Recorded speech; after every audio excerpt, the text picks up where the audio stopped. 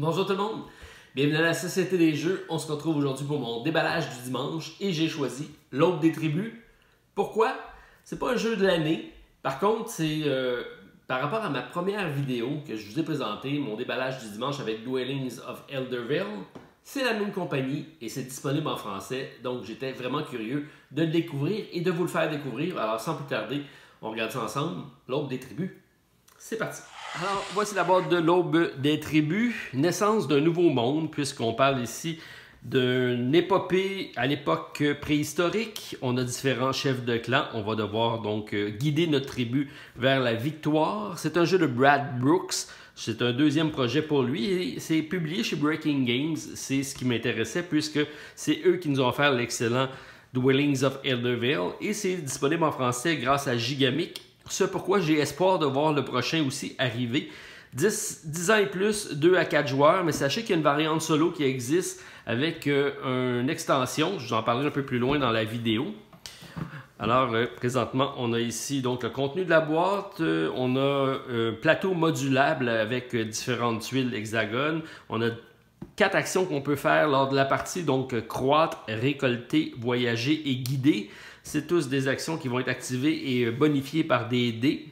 Donc, c'est un contrôle de territoire avec des peuples avec une variante asymétrique. Donc, il y a quand même des règles avancées au niveau du jeu. Ça, c'est assez intéressant. Donc, sans plus tarder, on regarde le contenu de la boîte. Alors, ouvrons ça et allons voir ce qui se cache à l'intérieur de cette boîte-ci.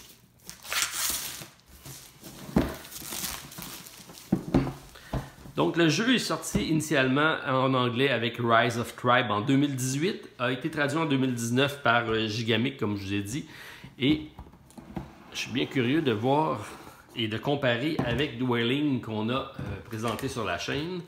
Alors, si on regarde au niveau du livre de règles, très très beau, couverture rigide, ça c'est bien, et belle qualité. Donc, tout ça c'est cartonné.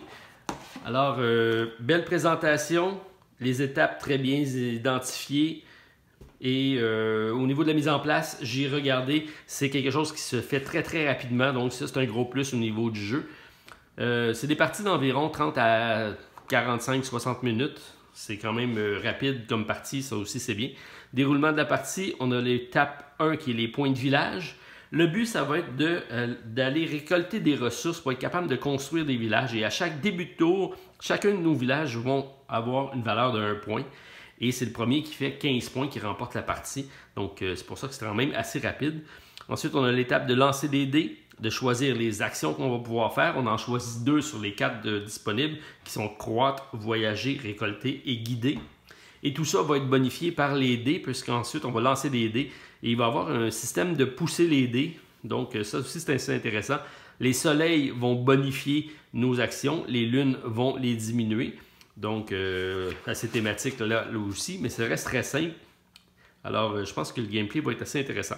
On a aussi les conflits qui peuvent apparaître, parce qu'on a un maximum de 5 membres qui peuvent être présents sur une tuile, que ce soit nos membres à nous ou les autres tribus environnantes. Et dès qu'on passe à 6, on va commencer à faire de l'élimination. Alors, on va enlever un de chaque couleur jusqu'à temps qu'on ait un seul peuple qui va être majoritaire sur la tuile. Donc, à prendre en considération lorsqu'on fait nos fameux déplacements. Ensuite, on a la possibilité de faire donc du développement. On va avoir des cartes qu'on va pouvoir aller chercher qui vont éventuellement pouvoir soit nous aider durant les attaques, soit nous aider durant nos points de déplacement. Donc, c'est différentes quêtes qu'on pourra faire, puis éventuellement vont nous rapporter également des points de victoire. Donc, on sait qu'on court après 15, donc c'est assez rapide. Construction d'un village, c'est ce qu'on veut faire pour aller remporter, puisque chaque début de tour, chaque village nous rapporte un point. Alors ça, c'est intéressant. On a des événements aussi qui, à chaque fois qu'on va brasser un double, vont être activés. On va à ce moment-là tourner une carte et ça va impacter l'issue de la partie et également donc le tour en cours.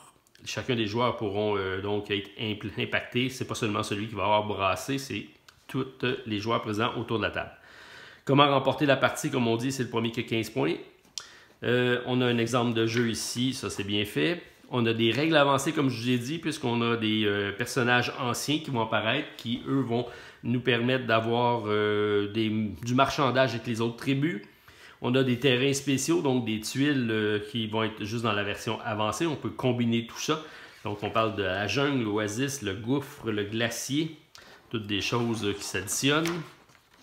Ensuite, on a des pouvoirs de clans. Comme je l'ai dit au début, on a tous des clans identiques lorsqu'on joue la partie de base, mais la partie avancée, on a des cartes qui vont aller bonifier, qui vont rendre le peuple, tous les peuples asymétriques, et ça, c'est assez intéressant également.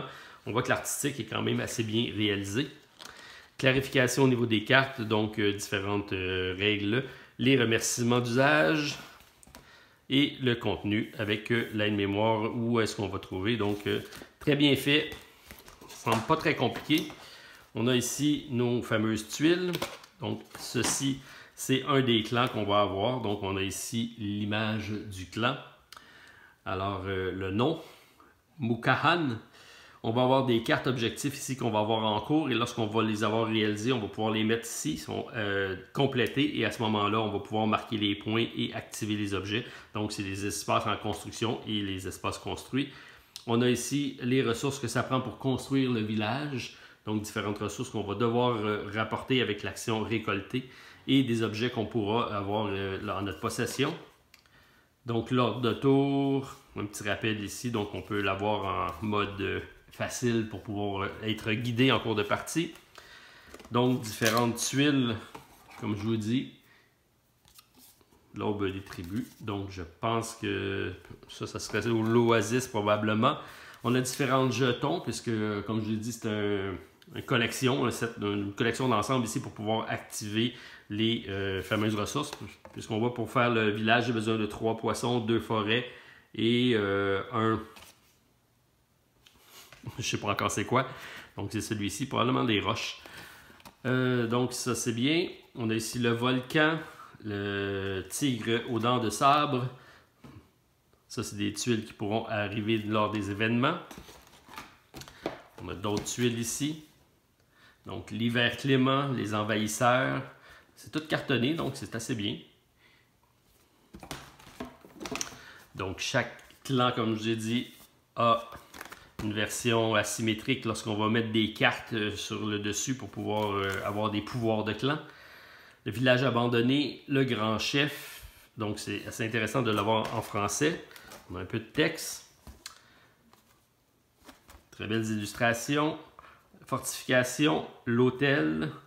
Donc, c'est tous des événements qu'on pourra avoir. Ici, un autre chef de clan. Et on a ici le savoir partagé et découverte. Et ça continue. OK, on a pas mal de stock. Alors ici, j'ai sécheresse et mammouth. Et je pensais que c'était le dernier, mais non. Voici un autre. Donc ça se détache facilement comme on peut voir. Ça c'est bien. Et qu'est-ce qu'on a? Donc le bois en abondance et une nourriture en abondance. Ça pourra être des tours qui vont être plus bénéfiques pour tout le monde. Pirogue et pierre en abondance. Et on a ici un autre chef de clan. Bref, beaucoup de clans. On a ici nos fameux jetons de clan. Donc, c'est tous des jetons identiques à l'exception des anciens. On en a donc pour 4 couleurs. Comme on a dit, c'est de 2 à 4 joueurs. Mais il y a une variante solo qui a été faite en extension. On parle de l'extension Vulket Invasion qui n'est pas disponible en français. Donc, je vais essayer de me la procurer, voir qu'est-ce que ça dit et si ça nécessite beaucoup de traduction. Sinon, je pourrais peut-être vous la laisser, vous la rendre accessible, voir si on est capable peut-être même d'en concocter une variante solo. Donc, des marqueurs de points, j'imagine, ici. Et on a ici des fameuses cartes qu'on pourra regarder de proche et les différentes actions qu'on pourra faire. Donc, différentes cartes. On a ici... qui va être donc moisson. On a ici des icônes très simples. Donc tribu des lacs, lorsque j'ai 3 lacs en possession, donc majorité sur 3 hexagones de lacs, je marque 3 points de victoire. Donc c'est des objectifs qu'on pourra avoir. Il y aura une mécanique également pour faire varier ces objectifs-là en cours de partie parce qu'on va vraiment courir après les points de victoire. Ici, on a mysticisme. Donc, des pouvoirs, l'arc, la poterie, de cheval qui va augmenter mes points de déplacement de 2, puisque tous mes points de déplacement, c'est seulement limité à 1. Lorsque j'ai réussi à dompter les chevaux, je suis capable de me déplacer plus rapidement. Même chose ici pour le chariot lors de mes voyages, les bœufs. Donc, c'est différentes améliorations, capacités qu'on pourra dévoiler. Ok, donc on voit que ça revient, la vannerie, mystique, arc. Donc, ça doit être pour chacun des peuples, donc par couleur.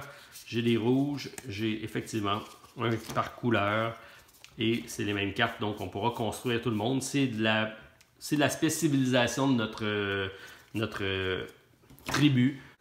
Et c'est pas fini, on a encore des surprises puisqu'on a ici des beaux trays de rangement. On a ici un plateau de jeu. Donc c'est ce qui va ici déterminer nos actions qu'on a parlé. Donc on peut croître, voyager, récolter et guider. On a ici l'explicatif de ce qu'on fait. Donc, lorsqu'on va croître, on va ajouter des membres, 3 membres sur des emplacements où on est présent.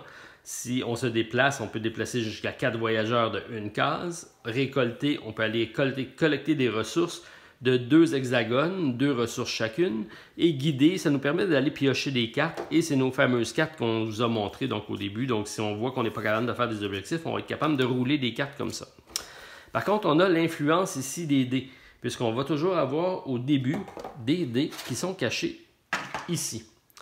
Donc, lorsqu'on commence la partie, on va avoir 3 dés comme ça qui vont être positionnés sur chacun des emplacements. Et ça va commencer comme ça. Donc, on va avoir un dé de soleil, un dé de lune et un dé vierge qui va être présent. Ça va avoir une influence sur l'action qu'on pourra effectuer. Donc, chacun des emplacements va avoir ses 3 dés. Et au début de chaque tour, le joueur actif va prendre 2 dés qu'il va brasser et va pouvoir influencer une des 4 actions présentes. Donc, il peut dire, moi, je n'irai pas faire croître ce tour-ci. Alors, je vais tout simplement pousser mes dés.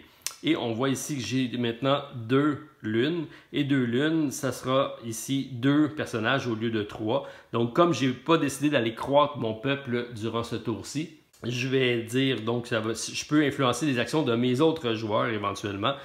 Donc, moi, je pourrais par contre aller influencer d'autres places pour pouvoir éventuellement avoir une influence positive ou négative sur chacun des places. Donc, si on va avoir nos marqueurs pour nos 15 points de victoire, on sait que c'est le premier qui sera en 15 qui va remporter.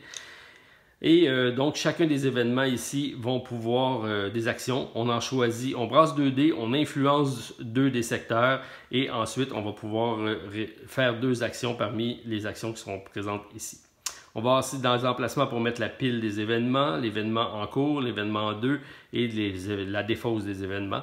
Donc ça, c'est le plateau des actions communes qu'on pourra effectuer.